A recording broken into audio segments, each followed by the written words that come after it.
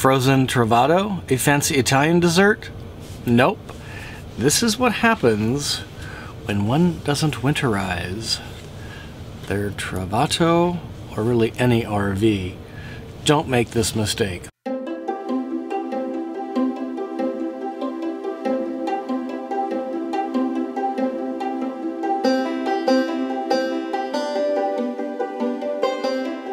Hey, Go Small, Live Large viewers, really appreciate you tuning in today.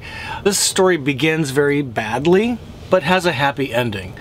And what I wanted to do is just share with you my experience of a newbie kind of assuming, not really knowing the importance of winterizing a rig, leaving a rig unattended, though plugged into shore power, and the lithium system, the Volta lithium system in the Winnebago Travato, and how it balances and what it needs to kind of keep going. Cutting to the chase here, I did not winterize my Travato, which means putting, exiting all the water out of the system and putting in RV antifreeze, and instead I plugged it into shore power, thinking that leaving it in a state with the Truma system heating the rig to a certain level would be sufficient to keep the plumbing from freezing. Now the backstory here is I went to London right after my trip to show my parents the Travato, a 3,000-mile round trip. When I got back, literally 2 days later, I had to get on a plane and go to London for work, which was cool. London's awesome. But my Travato sat in its parking spot, plugged into shore power, which I had done while I was on that trip, thinking that with the Truma electric-only system, that it would be sufficient heat to not have to winterize my Travato. What I didn't take into effect is the Truma system, because of the element size, has limitations when this temperature gets too cold to keep up with the heat demand of the thermostat request. So the net of it is that at some point the Truma system shut down, even though it was plugged into shore power, because it was essentially overloaded with requests from the thermostat. This had nothing to do with the Volta system. And what I learned is, because I didn't have electric and propane on at the same time, the propane mix with electric gives enough energy output to meet the demands of the thermostat call. At least that's my understanding. And without the propane on, in fact, I had turned the propane valve off on the gauge right here, so there was no hope for the Truma system to access that resource. And what essentially ended up happening is the weather in Chicago was extremely cold. It was in the teens at night and never got above freezing my entire 10 days in London. And although it was plugged in again to shore power, the system had essentially shut down inside. The Volta system, smart enough, said, hey, this isn't the right situation, and shut itself down into kind of a hibernation state. When I got to return home and open up the van, I was very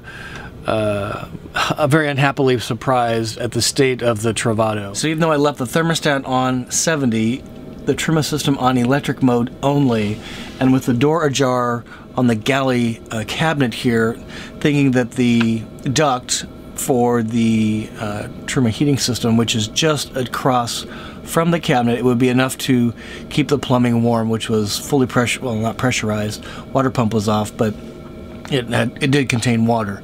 Holding tanks were empty. The fresh water tank was about half full. And the net result of the damage was that the water filter right here froze. It being the hardest plastic, according to my friends at Winnebago Motorhomes, Mick said this is the hardest plastic in the rig from a water perspective. It cracked. And the net result of that is that it leaked water down through the cabinet here. Fortunately, no damage to the wood and other systems, which I think is a testament to Winnebago quality. Because like I say, the system was full of water in well below freezing temperatures for in excess of 10 days. They winterized the system for me. So I'm not going to give a video on how to winterize, but I will be giving a video on how to de-winterize a Travato, because I do want that RV antifreeze out of my system as soon as possible, because I'm hitting the road full-time going south in just a few days. So when in doubt, let's consult the Operator's Supplement Manual. In the Truma section of the owner's supplement manual, winter operation, here I've highlighted, to operate the Truma Combi furnace in potentially freezing conditions, the following requirements must be ensured.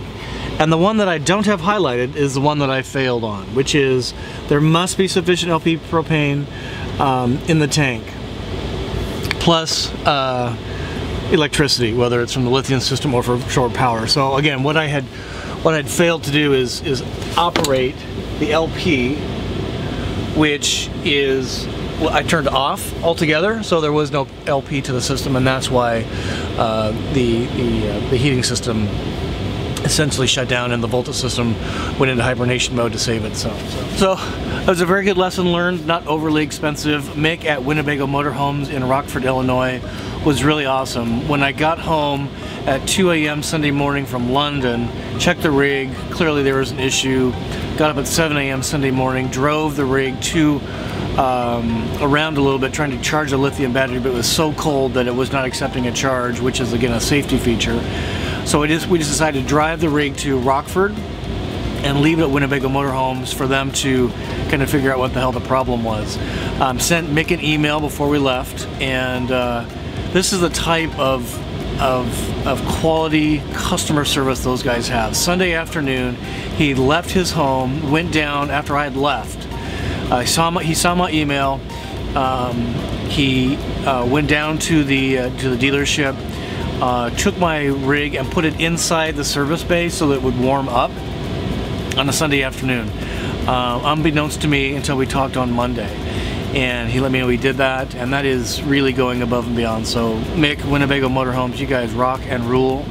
And then we went through the diagnostic process to figure out what the hell happened. So in the end, it was a newbie user error, going under the assumptions that a rig plugged in unattended would be sufficiently producing heat to keep a water charged RV running without any trouble. Lesson learned is in that state, in freezing weather, winterize the water system. And for heat, you need power and propane to produce enough warm air with the Truma dual fuel mode to produce enough heated air to overcome high teen at night temperatures, and that was the bottom line. The Volta system did a fantastic job. It went in hibernation mode on itself. I learned some good lessons, got a great video out of it, and the best news of all is that in a couple days I am driving the Travato out of this cold weather and into the south. So this is Scott with my broken water filter, thanking you, my viewers of Go Small Live Large. The channel's growing like crazy, the comments are flowing in, and guys, now that I'm going into full-time, I'm going to be able to crank out a lot more videos. This life transition has really been a distraction, so thank you for your patience. I promise to answer all of your questions as much as I can in video format, and we'll learn together on some of this. So be patient with me. Thanks for hanging in there. Thanks for being loyal viewers. Just appreciate you being out there. So until we meet again, I wish you to journey on.